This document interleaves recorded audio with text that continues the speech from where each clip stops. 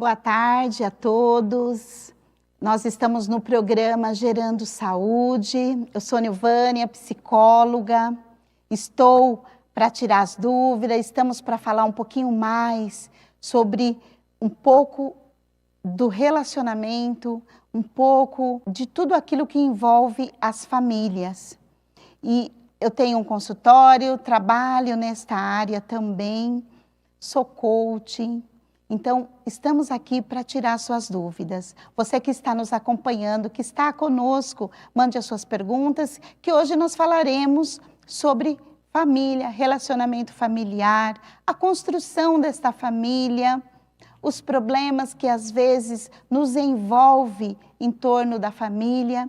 E para isso eu quero convidar o pastor Diniz, que é o nosso convidado desta tarde.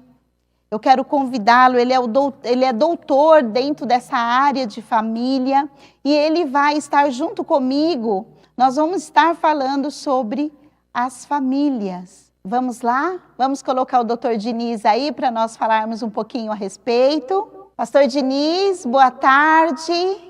Ele também é psicólogo e eu vou pedir para ele fazer as considerações finais. Opa, as considerações iniciais. Senhor, Deus abençoe, boa tarde para todos. Sou o pastor Zé, sou terapeuta familiar, também tenho formação em psicanálise clínica e sou psicólogo, atendo. E é isso, doutora Nilvânia, estamos juntos nessa empreitada de hoje. Então, você vê, o Emerson nos deixou só. Ele teve um problema, né?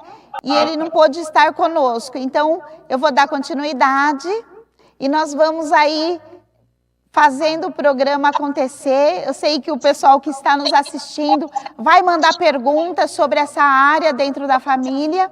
E assim que vai tendo perguntas, os meninos vão passando para nós. Vamos lá. Vamos lá? Pastor Diniz, fala um pouquinho dessa construção da família, já que o senhor atende, né? E quais são os problemas que o senhor tem visto, que o senhor tem dado assessoria, que o senhor tem atendido dentro dessa área da família? Doutora Nilvânia, eu também acredito que você percebe isso, como outros colegas da área, o que tem acontecido em casais procurar orientação, aconselhamento psicológico, está dentro de 3 patamares. Primeiro, relação de poder. Segundo, financeiro. Terceiro, sexual. Em pesquisa, há aproximadamente uns 20 anos atrás, o sexual foi em primeiro. Hoje, com essa mudança, aparece, tanto a pesquisa no Brasil como nos Estados Unidos, aparece relação de poder em primeiro lugar. E o que vem a ser isso?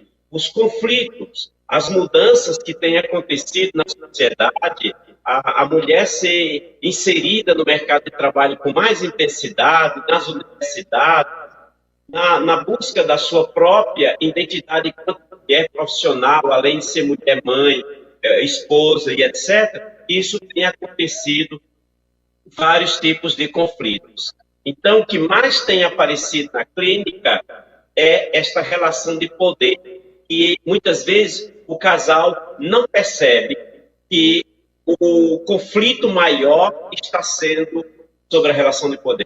Ainda mais, inconscientemente, acontece que o homem não abre mão daquilo que aprendeu e a mulher, com esse avanço, ser inserido em todas as áreas profissionais, vem acontecendo rejeição de homens, e quando a mulher acaba ganhando mais que ele, educação melhorada, isso passa muitas minhocas na cabeça de muitos homens.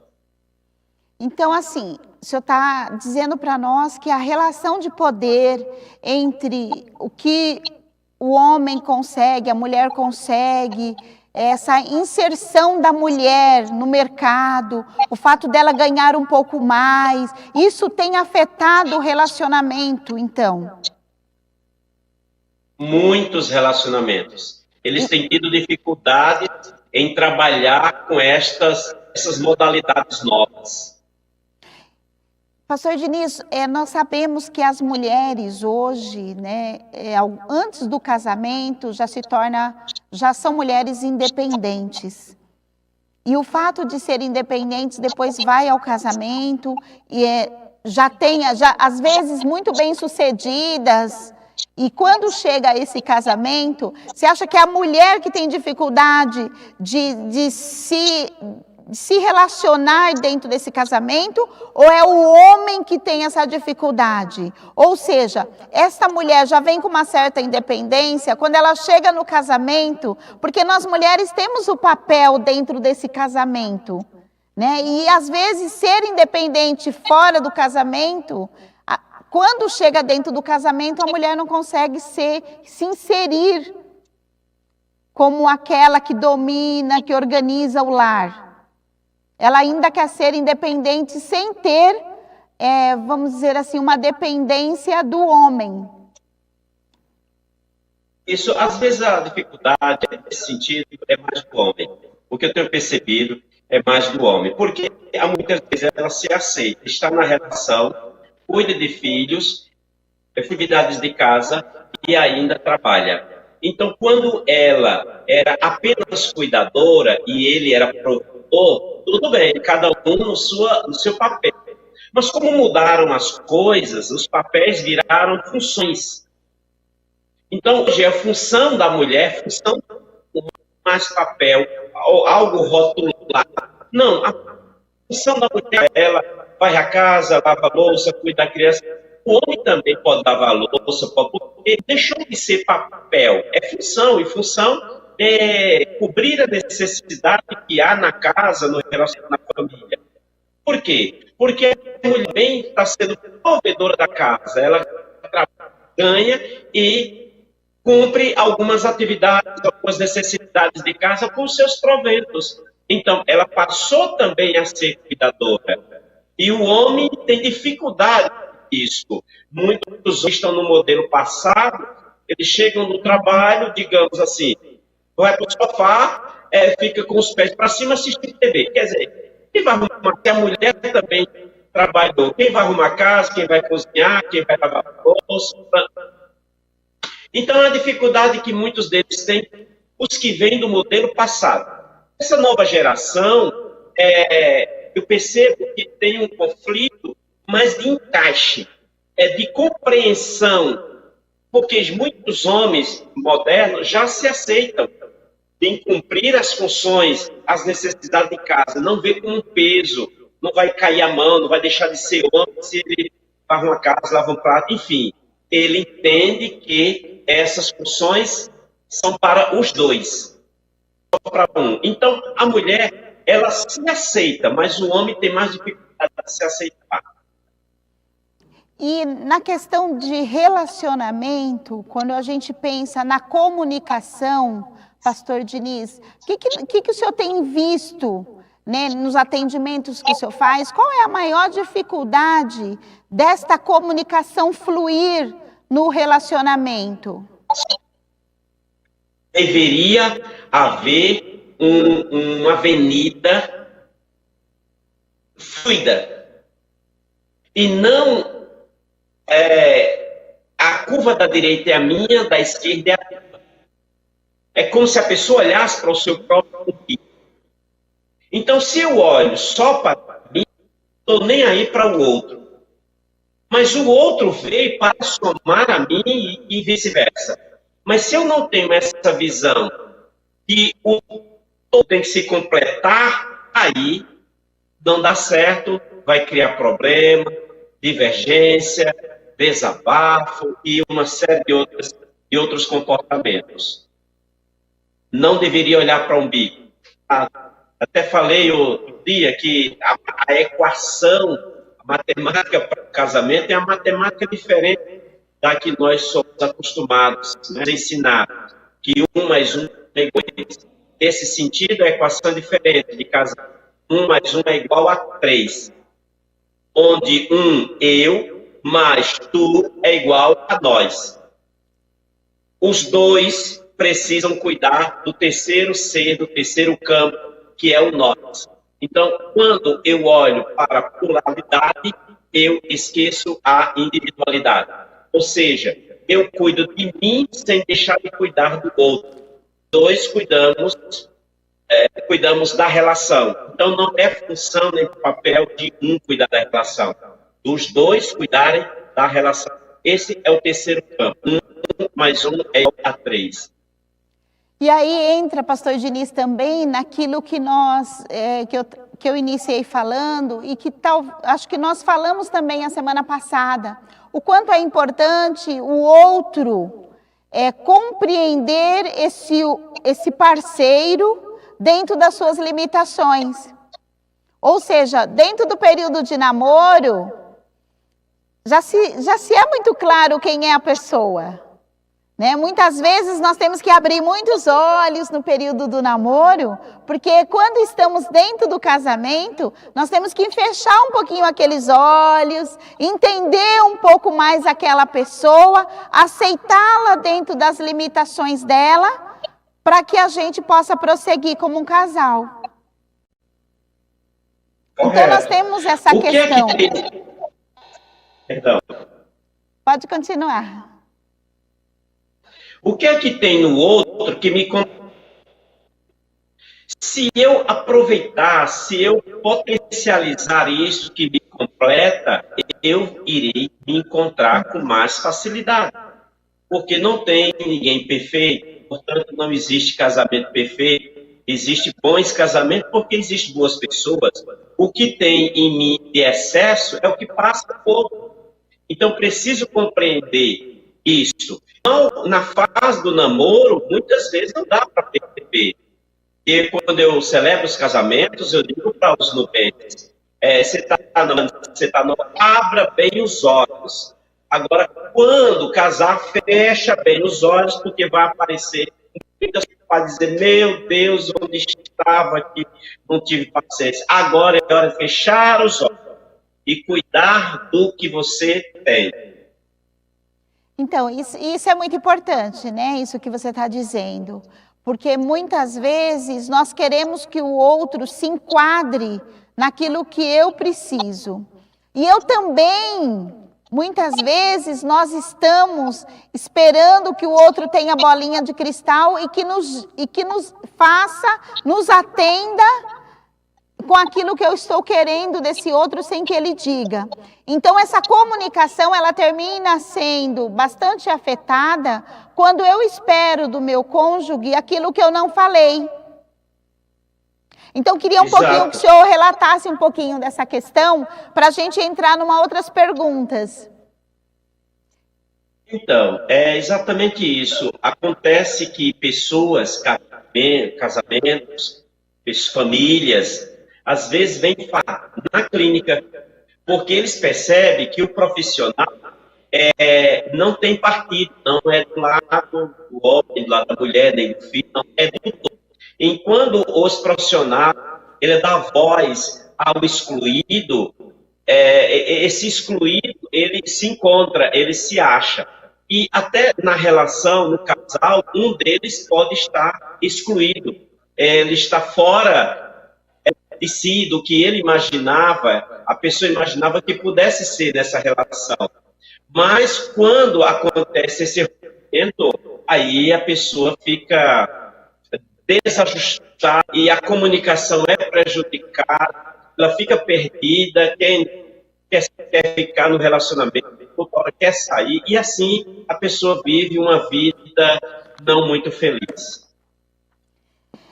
Como identificar, então, o rompimento no meu modelo familiar? Então, assim, às vezes eu posso estar com um relacionamento afetado e muitas vezes eu não percebo que está sendo afetado até pelo nível das minhas exigências. Então, como identificar que eu posso estar fazendo um rompimento nesse modelo da minha família sem que eu perceba?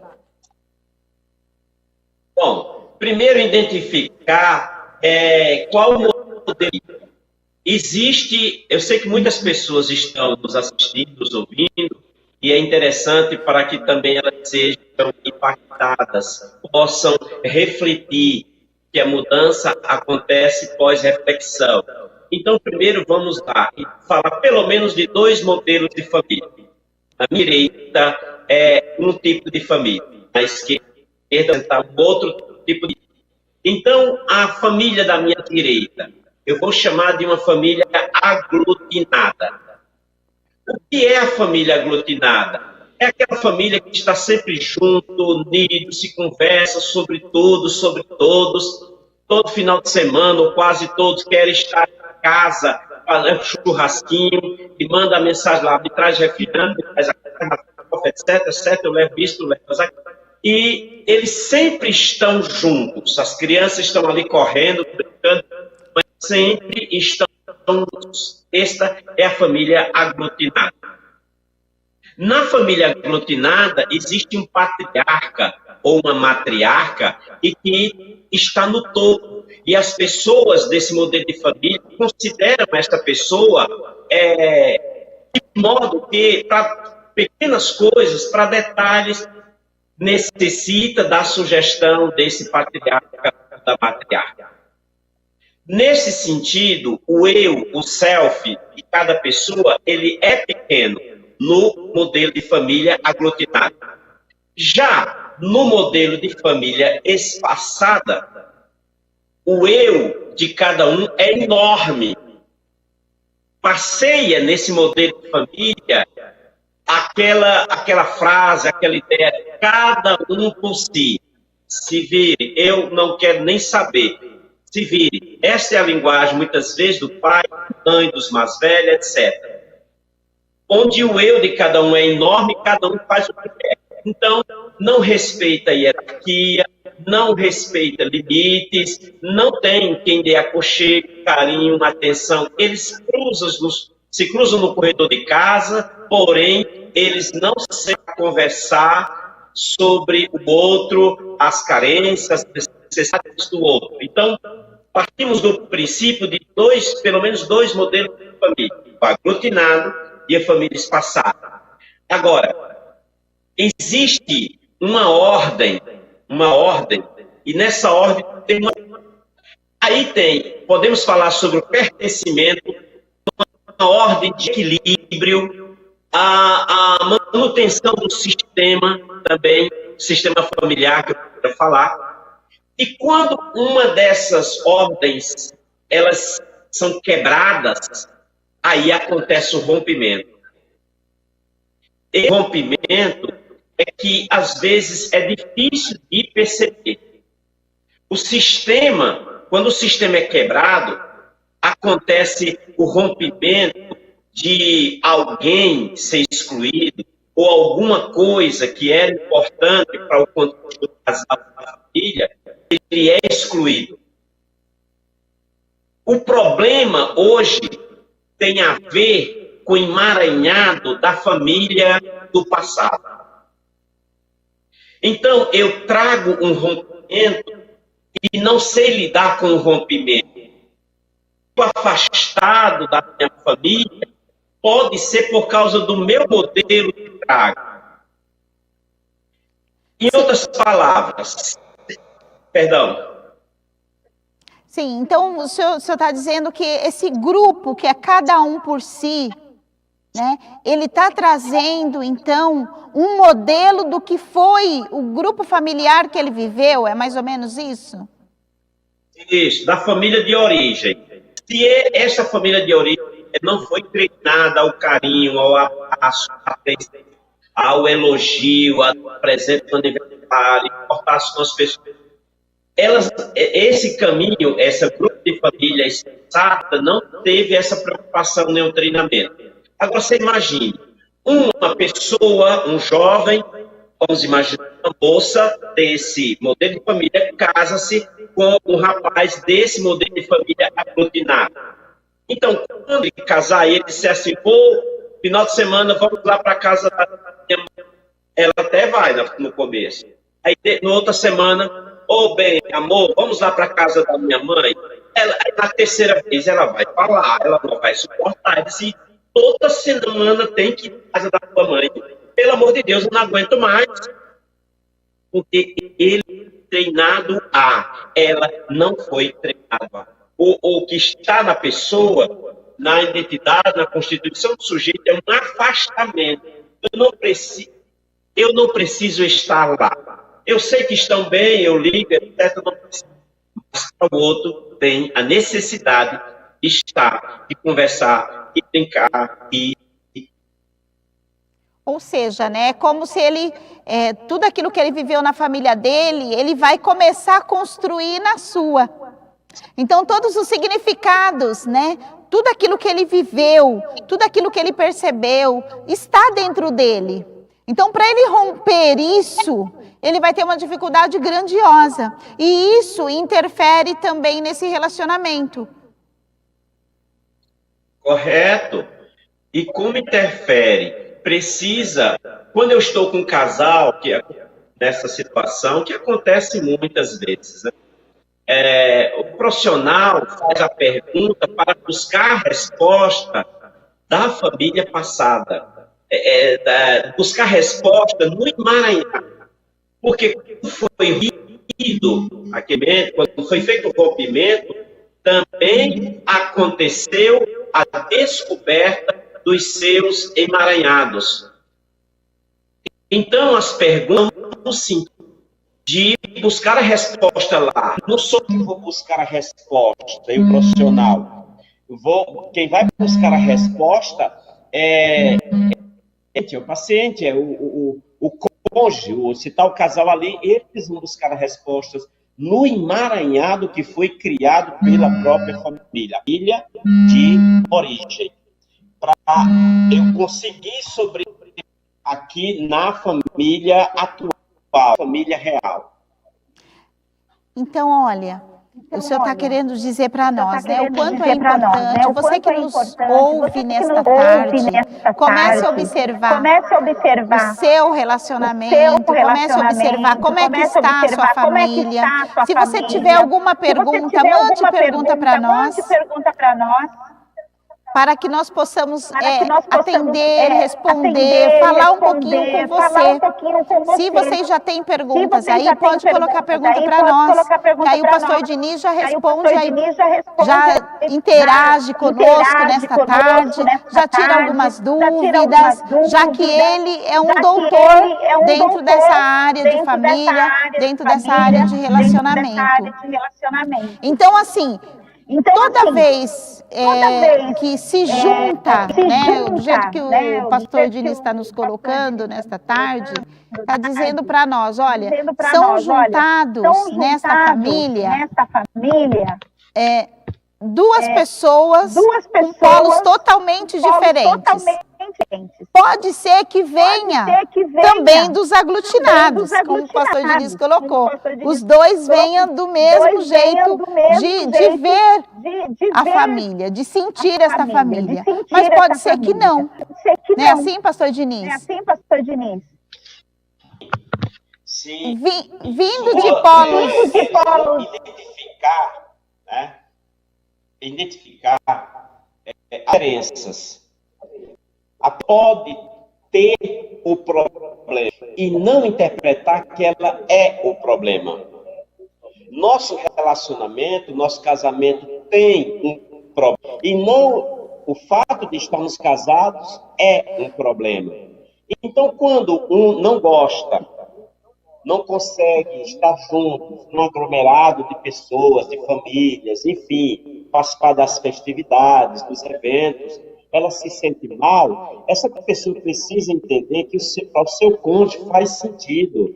Então, eu vou até onde posso. E o outro entender que se aquela pessoa não quer ir com muita frequência, ela também diminui um pouco a frequência, mas de modo que eles encontrem o equilíbrio. É importante, doutora Nilvânia, as pessoas entenderem, eu tenho um problema. Eu não. Se eu tenho, isso pode ser trabalhado. E se eu sou o problema, entender que está nesse sentido, a autoestima está baixa. E essa pessoa precisa trabalhar isso. Ou seja, então o primeiro passo é identificar que eu tenho um problema. Eu tenho um problema de relacionamento na minha família. Esse problema pode ser eu, né? Porque assim, quando nós identificamos um problema, é muito importante saber se eu não colaboro para ele. Né, pastor Diniz? Sim. Então, quando eu percebo que eu tenho um problema, está em mim, no meu comportamento, nas minhas atitudes, na minha fala, nos meus sentimentos, ou nos meus pensamentos. Eu tenho, mas eu não sou. Eu tenho, preciso trabalhar para que isso se afaste de mim. E eu não venha a ser uma pessoa, por exemplo, azeda, uma pessimista.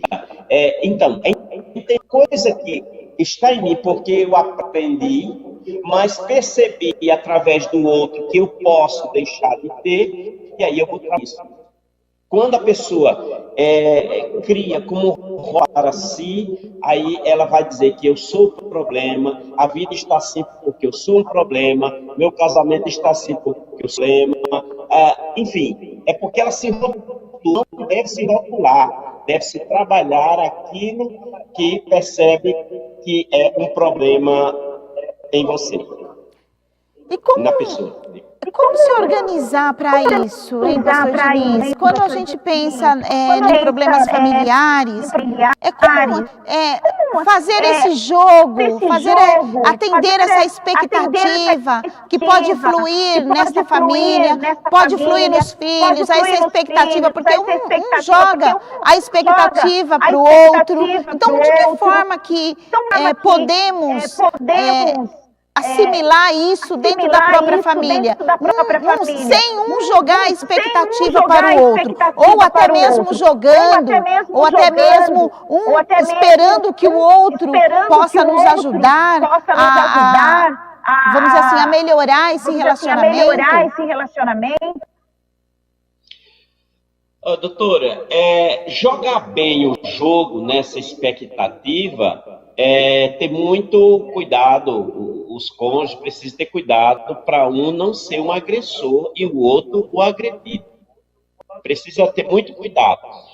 Nesse sentido das expectativas, eu falaria que o medo do abandono é uma das coisas que tem aparecido bastante. O medo do abandono, o medo do desamparo. Então, se já saiu da família de origem, é porque quer construir sua própria família. Mas esses medos devem ser da própria pessoa, quero imaginar.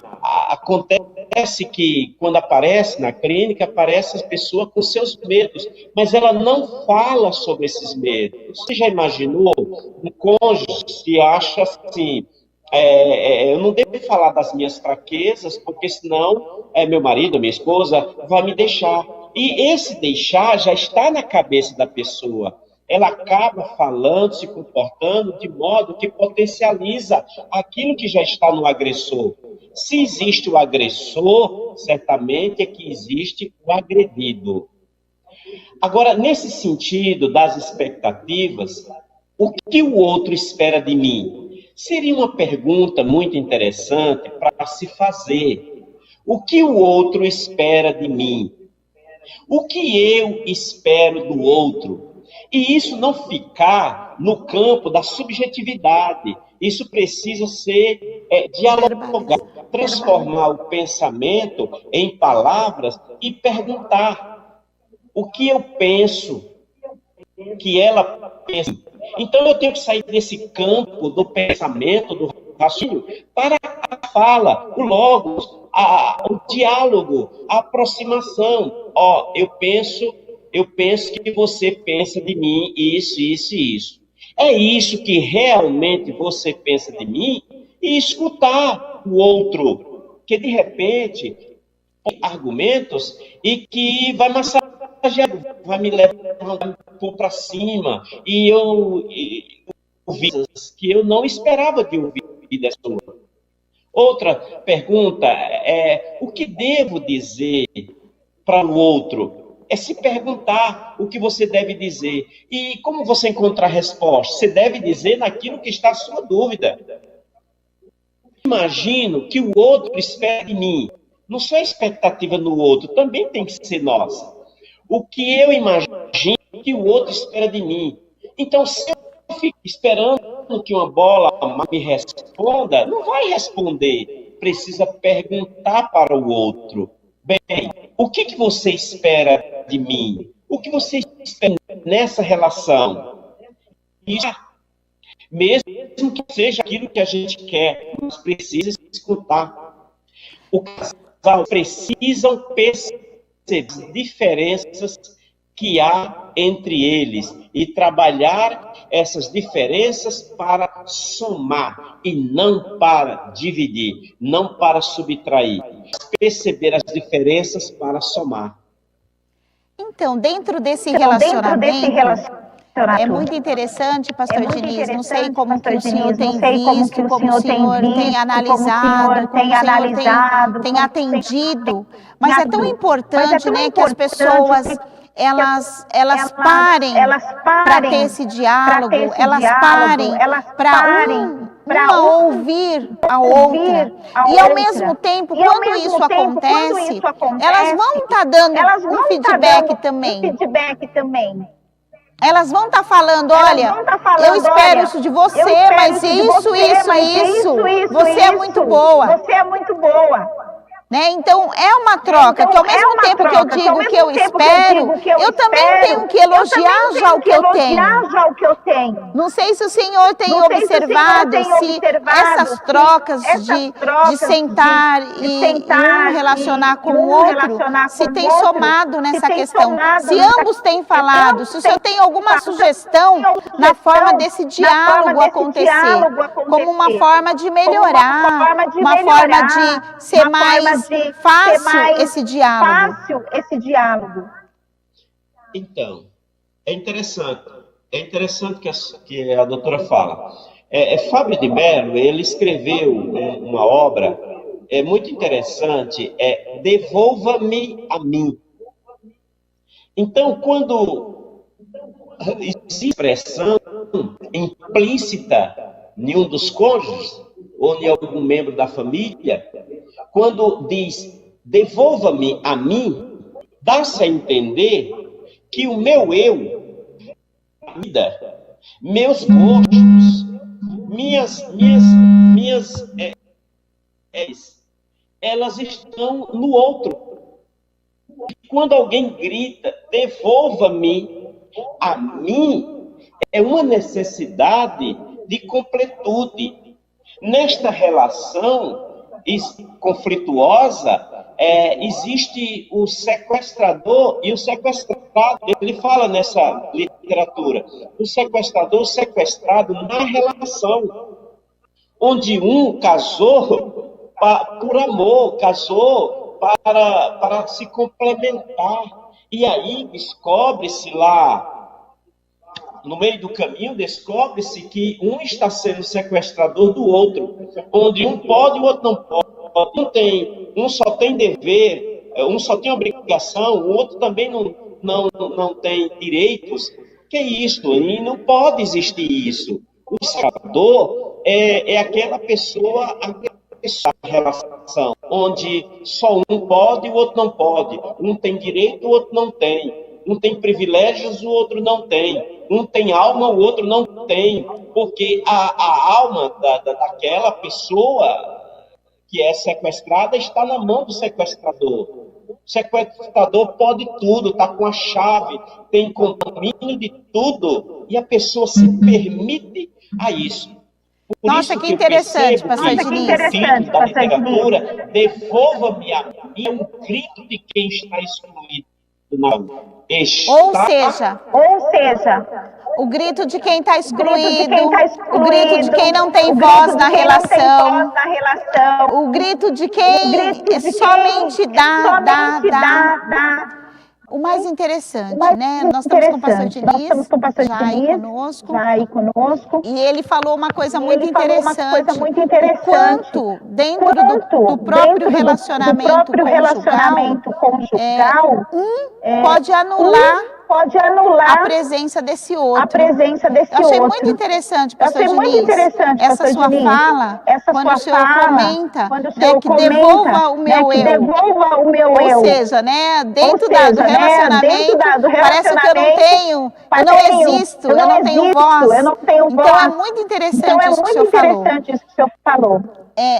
E nessa dinâmica, Nessa pastor dinâmica, Diniz, pastor Diniz, quais são os problemas quais são os mais problemas agravantes que o senhor tem vivenciado aí, quando esse aí, eu quando não tem esse voz eu não tem dentro do voz dentro relacionamento? do relacionamento? Está dentro do que nós começamos a conversar sobre relação de poder. Não diz com todas as palavras, mas está intrínseco no relacionamento que o outro não vale o que eu não estou valendo, que eu pensava que valia nessa relação. Na fase de namoro, na fase do noivado, eram 1000 filhas, era um sonho. E depois descobri que não é bem assim. Então, muitas pessoas vão descobrir depois. Tem uma coisa interessante e que alguém diz assim, não, escondeu as unhas enquanto namorava. Depois que casou, as unhas apareceram. Não, as unhas estavam lá. Era que você não queria ver, a pessoa não queria ver. Porque o objeto de desejo era maior do que as unhas, do que aparecia. E muitas pessoas chegam até a dizer, ou mesmo homem, depois que casar, vai mudar. E não é bem assim, não pode gerar essa expectativa, porque quando eu gero uma expectativa muito maior do que ela merece, quando não acontece, o que volta para mim são frustrações. E as frustrações vêm na quantidade e na intensidade que eu produzo minhas expectativas. E aí, a palavra que vem, logo após várias decepções, desejos não atendidos, sonhos não realizados, não preciso, eu preciso me separar. Então, o passo que a pessoa chega a pensar, imaginar, sentir, é que uma separação resolve tudo. E também não é bem assim. Pode se resolver dentro da relação. É aquilo que falei, precisam perceber as suas diferenças e algo importante tem no outro e que me completa, e tem em mim o outro. Então, o que vai ser tirado dessa relação são os seus excessos. E os meus excessos vão aparecer na percepção de quem está comigo. E vice-versa. Ou seja, né, aquela pessoa que escolheu um cônjuge totalmente diferente, alguma coisa naquela pessoa o completa. E se ele tiver uma divergência muito grande, vale a pena entender essa divergência. Porque eu já vi muito casais se separarem por essa diferença que fica muito gritante. Mas um dos cônjuges depois procura uma outra pessoa e termina sendo a mesma diferença. Ou seja, ele precisa dessa diferença, só que ainda não entendeu. Ela precisa dessa diferença, mas ela ainda não entendeu. Então, precisa ver, né? Precisa compreender o porquê que eu busco uma diferença tão grandiosa da minha. Então, em terapia, as pessoas começam a se descobrir porque o terapeuta começa a conversar e ajudar essa pessoa a perceber algumas lacunas que ela mesma não percebe.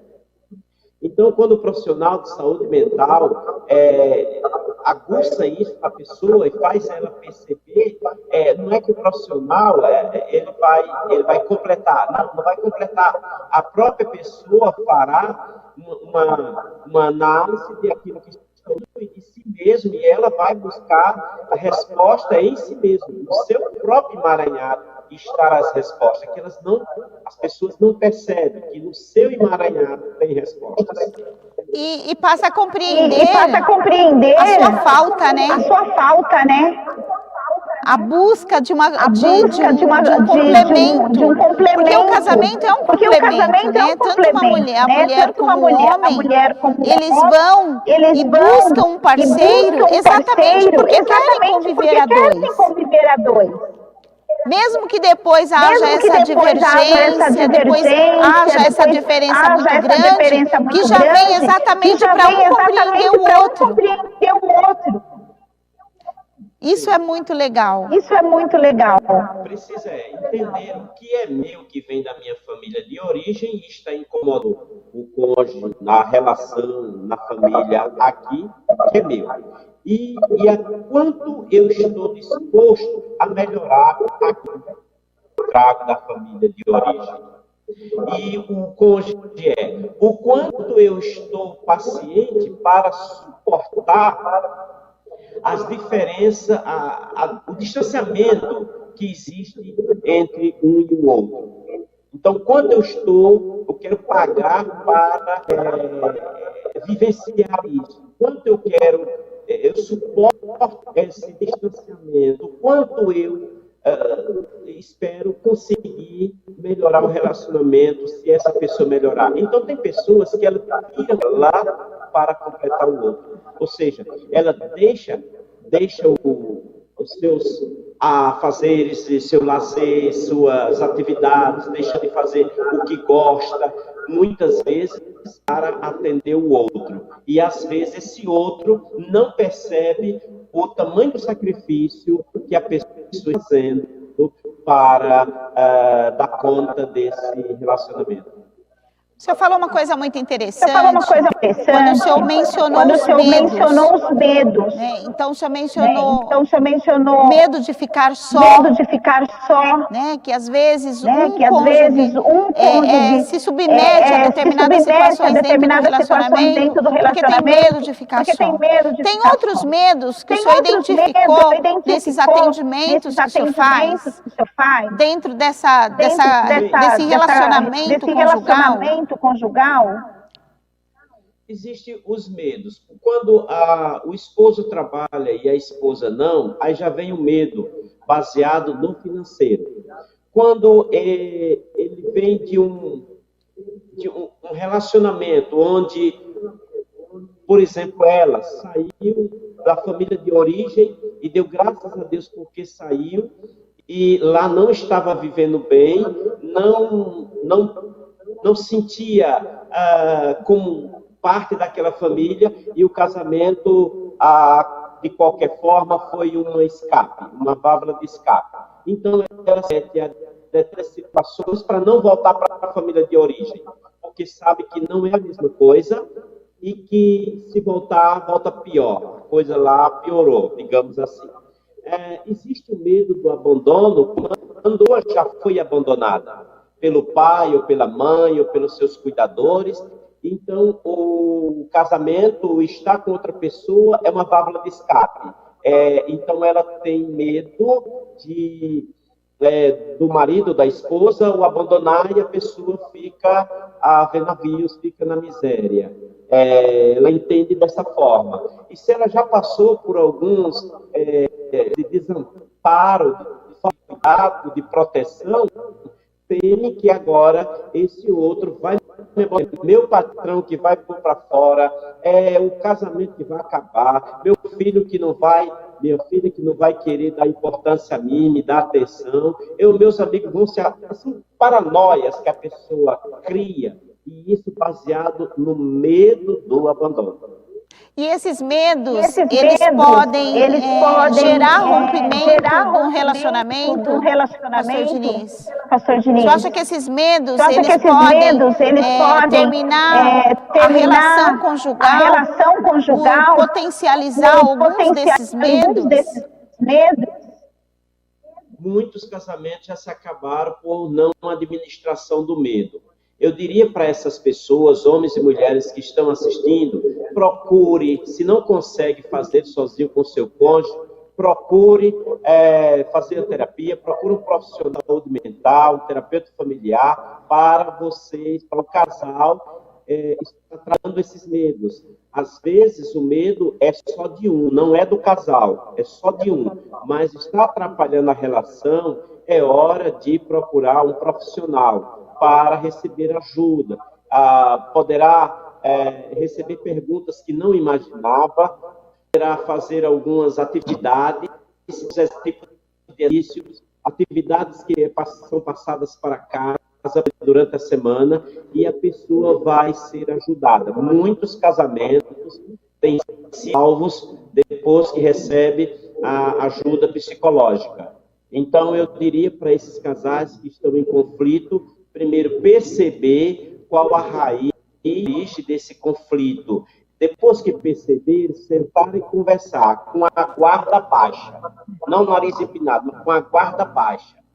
E então procurar sair do problema, porque pessoas ficam ali numa circularidade do problema, é como um cachorro querendo pegar a sua própria cauda, então ele vê que o rabo do cachorro é como seu inimigo, então não é inimigo, então uma circularidade. É como eu falei outro dia, uma mãe com um bebê, o bebê está chorando, ela põe no braço, e aí ela vai balançando o neném para ver se ele para de chorar, etc. Mas quando aquele choro ele é mais intenso, a mãe vai balançando o braço com mais velocidade, mais intensidade, daqui a pouco está sacudindo, assim a criança sente que está tomando uma surra. Agora, alguém, até estranho, pega aquela criança, põe no braço, a criança chorar. A mãe fica pé da vida, porque foi eu que te gerei, foi eu que dei eu que dou carinho, atenção, e você vai parar de chorar no braço dos outros, do estranho.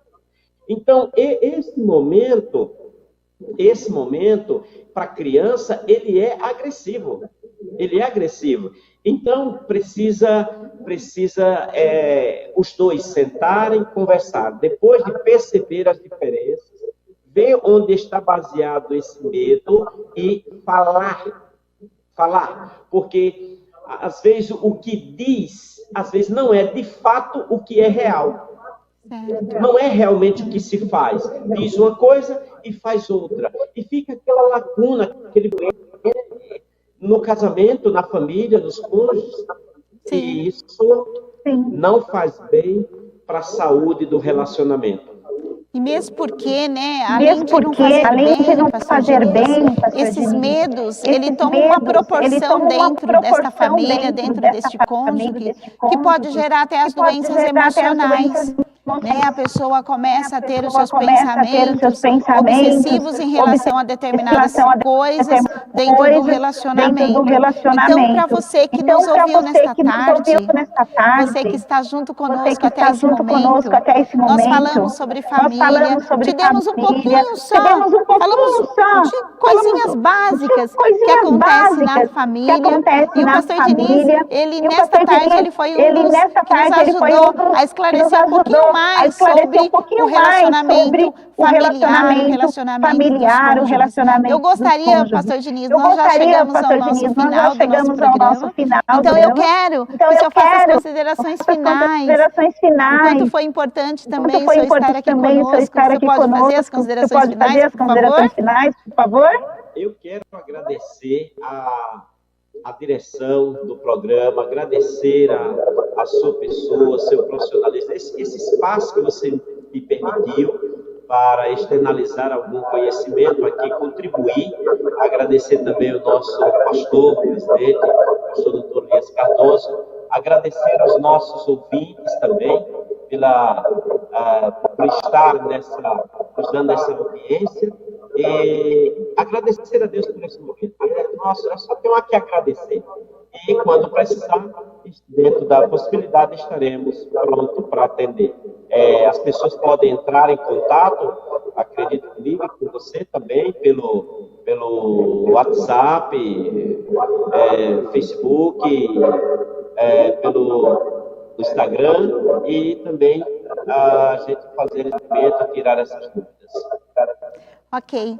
Muito Ok. obrigada, viu, pastor Muito Diniz? Foi um obrigada, viu, prazer pastor Diniz? Foi um grandioso prazer estar com você grandioso nesta tarde. estar com você nesta É muito bom tarde. porque É muito aprendemos bom porque muito, aprendemos né? O ser muito, humano, quando ele né? se propõe, ele Quando ele se propõe, aprende. ele E eu estou aprende. aprendendo E eu muito estou com as aprendendo suas com vindas as aqui no suas vindas programa. aqui no Então foi programa. muito bom Então foi você muito estar bom você conosco. estar Muito bom conosco. mesmo. Muito bom Se os mesmo. meninos puderem, Se os meninos coloca o puderem, endereço coloca o eletrônico aí endereço do eletrônico pastor aí Diniz, do o pastor telefone Diniz, o dele, que é telefone importante, na dele, que é onde ele está importante, na onde fazendo ele esse está trabalho fazendo esse maravilhoso. trabalho Então, quero maravilhoso. agradecer você Então, de uma quero forma agradecer você de uma especial. forma Que Deus abençoe a sua especial. vida Que Deus abençoe a sua vida E grandiosamente. para você que nos E assistiu para nesta você que nos tarde, assistiu nessa eu quero agradecer eu também quero você que agradecer esteve também conosco. que esteve Permaneça conosco. nos canais Permaneça do nos AD canais Perus, do AD né? Perus. Todos os programas que Todos estão sendo os programas que estão estão feitos sendo para feitos poder estão te feitos orientar, para para poder poder te te dar orientar, para poder te mais um dar pouquinho de mais Deus.